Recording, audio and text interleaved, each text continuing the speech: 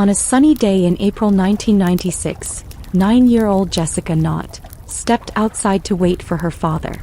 Little did anyone know this ordinary day would become the start of something devastating.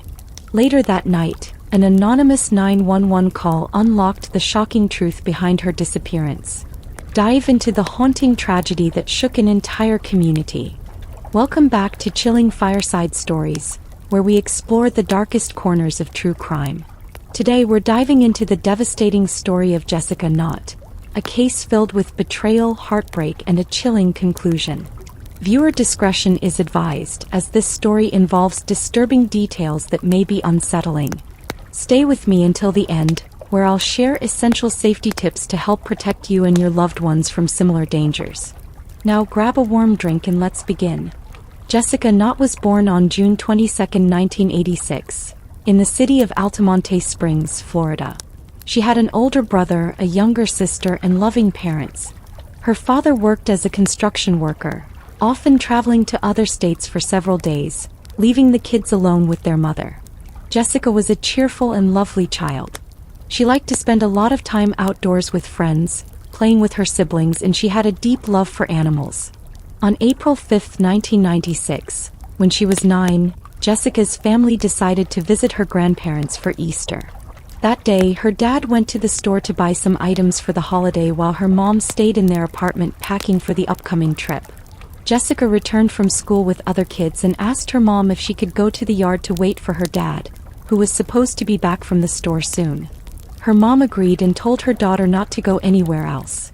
Their apartment complex was situated away from the main road, surrounded by trees, and the mother felt relatively secure about Jessica's safety.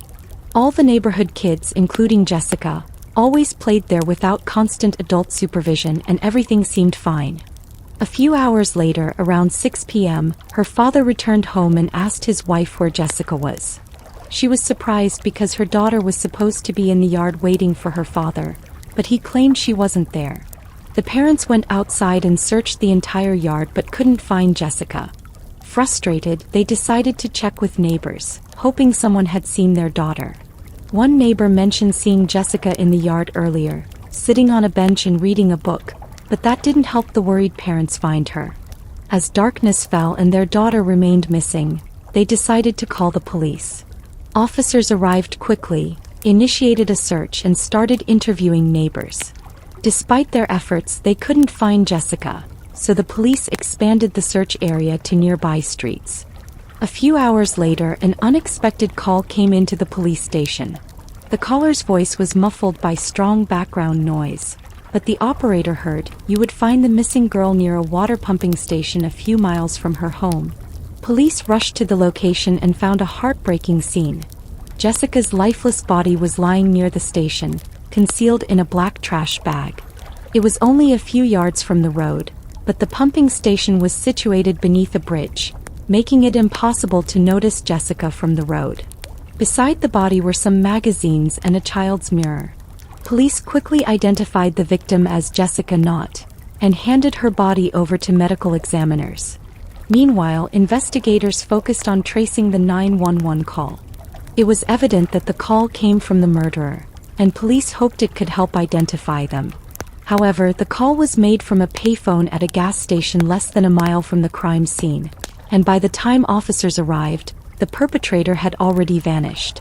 Detectives tried to find fingerprints on the phone, but it was a public payphone, so there were likely multiple prints. Moreover, they realized that the criminal had likely wiped the phone after the call or used gloves. Experts concluded that Jessica was killed elsewhere, and her body was transported to the water pumping station. Traces on the ground in front of the facility indicated that the killer likely pulled the body from a vehicle in a trash bag and dragged it across the ground. Jessica's clothing was intact except for one shoe, which police couldn't find in the bag or the surrounding area. The only lead found at the crime scene was a tire track on the ground. Police couldn't be certain it belonged to the killer's vehicle, but they photographed it and made a cast. Medical experts examined the body and determined that the victim died from strangulation based on marks on her neck. The marks on Jessica's face and neck indicated that the killer had strangled her with their bare hands. Additionally, a hamburger was found in her stomach, consumed less than an hour before her death. Her mother stated that she hadn't given Jessica anything like that day, leading the police to believe the food was provided by the killer. Experts also found no signs of sexual assault, leaving the motive of the perpetrator entirely unclear. At first, the police considered Jessica's parents as suspects, as neither had a solid alibi at the time of her disappearance.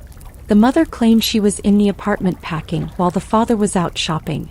Both had the opportunity to commit the crime. Police tried to understand how the killer managed to take Jessica from the yard without anyone noticing or the girl screaming, leading them to believe the perpetrator likely knew the victim well and that she left with them willingly. Another clue was the tone of the killer's voice during the 911 call. Despite efforts to clean up the recording, experts noticed sorrow and regret, as if the killer genuinely regretted committing the murder. The fact that the killer took the risk of calling 911 spoke volumes. They could have done it for the thrill of playing with the police or because they genuinely regretted their actions and wanted to alleviate their feelings. Considering the caller's evident sadness, investigators leaned towards the second option. Police inspected Jessica's father's car and found something intriguing in the trunk: a roll of black trash bags similar to the one containing the victim's body. However, an expert quickly determined that the bag from the crime scene differed from those in the father's car, clearly belonging to a different roll. This temporarily ruled out the father as a suspect, shifting the investigators' focus to others. Forensic experts examined the victim's clothing and body for possible clues and uncovered a few leads. There was a substantial amount of dog hair on Jessica's clothing, indicating that the animal likely belonged to the killer, as Jessica's family didn't own a dog. They also found human hair on her body belonging to an unknown white male, although experts needed a few days to extract the DNA profile. 2 types of foreign fibers were discovered on Jessica's clothes.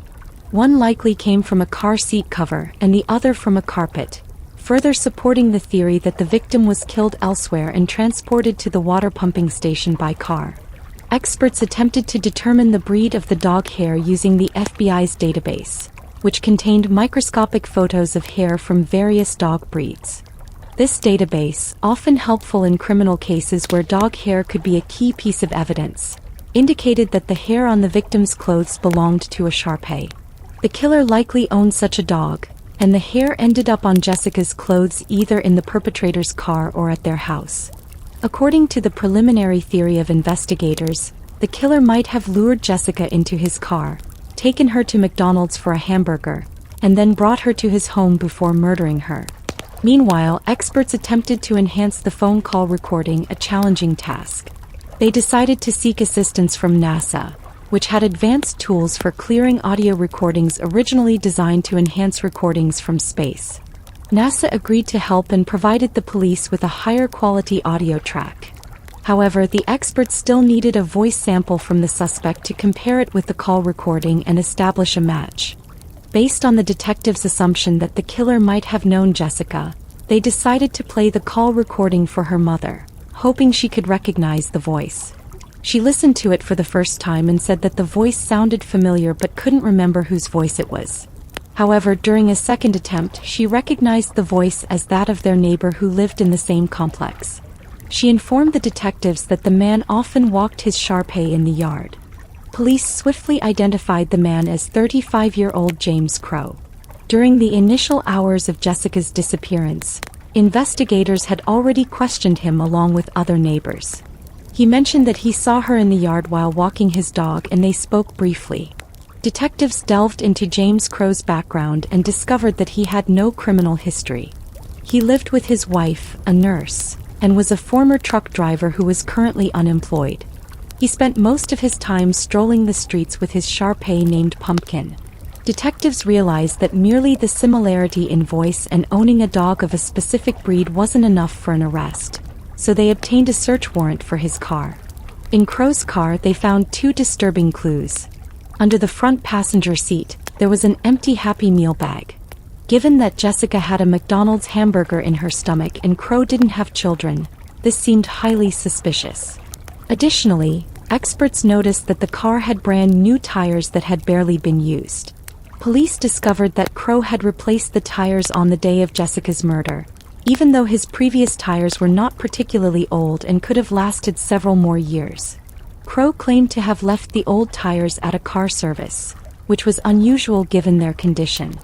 The police headed to the service building, and by the time they arrived, there was only one tire from Crow's car left. They compared its tread pattern with the one found near the body, but the patterns didn't match. However, detectives weren't entirely sure that the tire mark on the ground was left by the killer's car and not by another vehicle, such as one used by maintenance staff who regularly visited the area. The police also searched Crow's apartment and found a box containing several rolls of trash bags matching the size and color of the one found with the victim's body. While this couldn't be considered strong evidence, detectives sought to establish if the bags came from the same roll. They contacted Noel Roberts, the quality control manager at the company that produced the bags found in Crow's apartment. Roberts identified the specific factory where the bags were produced by a special code on the cardboard box. He explained that tiny amounts of iron or titanium are included in the composition of the bags, depending on their color. The ratio of plastic to iron or titanium changes daily, as it cannot be measured with 100% accuracy and there is no need for such precision in production. By measuring the presence of these elements using high-intensity X-rays, experts found that the ratio in the bags from Crow's apartment and the crime scene was identical, indicating they were manufactured on the same day and belonged to the same batch. Furthermore, during production, small amounts of microscopic debris end up on the machines, resulting in streaks visible on the plastic sheets. These streaks form a unique pattern for each roll of fabric. By comparing the streaks on the bags from Crow's apartment and the crime scene, experts found the patterns matched precisely, confirming the bags were from the same batch. Additionally, the way the bags are rolled into bundles creates tiny folds and creases that form a unique pattern, further supporting that the bags were manufactured within hours of each other. Detectives compared the bags again and found that the pattern on the bags from James Crow's apartment matched the one from the crime scene. Considering this, they concluded that the bag used by the killer was not only produced by the same company but also manufactured within a range of almost 17 boxes apart. This meant that with a high degree of probability, the perpetrator took the bag from one of the rolls in Crow's apartment. Forensic analysts also compared the two types of fibers found on Jessica's clothing with the carpet in the suspect's apartment and the covers of his car seats. Both samples matched. Additionally, a sound expert compared the 911 call recording with a voice sample from James and concluded that the voice belonged to the same person. Despite the incredible work done by the experts, detectives faced one major problem. All this fell into the realm of circumstantial evidence. However, they were confident in James's involvement and decided to arrest him. The prosecution announced its intent to seek the death penalty. The case proceeded to trial as James continued to deny his guilt. The prosecution presented their version of the crime, detailing how James spent a lot of time outside with his dog, which the local kids knew well. As a result, they trusted him, and Jessica was no exception. On the day of the murder, James allegedly noticed Jessica alone on a bench while walking his dog and started a conversation. He offered to take her to McDonald's, promising to buy her a hamburger, and Jessica agreed because she knew him well. After the restaurant, he presumably took her back to the apartment complex and invited her to his place. The presence of carpet fibers from his living room on Jessica's clothes indicated she was there on the day of her death. According to investigators, James might have attempted to assault Jessica, but something went wrong. The forensic report indicated that the perpetrator not only strangled the victim with his bare hands but also pressed his palm against her face, possibly to prevent her from screaming. After Jessica passed away, he placed her in a garbage bag to transport the body to his car without arousing suspicion from neighbors. He then drove a few miles and left the body near a water station, made the 911 call from a nearby gas station and returned home. During preliminary hearings, James's lawyers challenged all available evidence, arguing there was no solid proof of their client's guilt. Despite the judge accepting it, the defense was right that in death penalty cases, the standards for evidence are much higher. Given these circumstances, a plea deal was proposed to James. Under the terms of the deal, he would admit guilt to second-degree murder and receive a 40-year prison sentence without parole, thus avoiding the death penalty. In the summer of 1998, 2 years after the murder, James agreed to the deal. He wasn't required to disclose any details of the crime, but he mentioned that part of his decision was to spare Jessica's family from going through the trial. The prosecution believed James genuinely showed remorse, citing his 911 call as evidence. Jessica's parents were not pleased with the deal as they had hoped for the death penalty. They also wanted the killer to confess, but James remained silent. Nevertheless, he didn't live to see the end of his term. James passed away in November 2011 at the age of 49 due to health problems, taking the details of his actions and motives with him to the grave. Jessica's case involved truly unique work by experts and detectives. The amount of information they gathered by examining ordinary garbage bags astonished even the judge, who had never encountered such evidence throughout his career. The heartbreaking case of Jessica Knott serves as a crucial reminder of the importance of child safety. It's vital to maintain open communication with your children, encouraging them to share their daily activities, concerns, and any unusual interactions. Teach them the importance of not trusting strangers, even if they seem friendly or familiar. Establish a family code word that only your family members know, which can be used in emergencies to confirm the identity of someone who is supposed to pick them up. Additionally, educate your children about recognizing and avoiding potentially dangerous situations, such as being approached by someone offering gifts or asking for help with tasks. Encourage them to stay with a group of friends or a trusted adult when outside and to never accept rides or invitations from anyone without your explicit permission. Equipping your children with these safety measures can help protect them and provide peace of mind for your family. The tragic case of Jessica Knott is a heartbreaking reminder of the importance of vigilance and child safety. Let's take proactive steps today to secure a safer tomorrow for our children. Discuss these safety tips with your family, encourage open dialogue, and implement strategies to keep your loved ones protected. I always leave the link to one of my favorite safety apps in the description, which I use for my own family.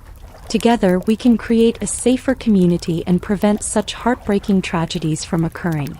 Share this video to spread awareness and inspire others to prioritize child safety. Thank you for watching, and please remember to like, comment, and subscribe to help me be the voice of the victims and their families. Until next time, stay informed, stay warm, and stay safe.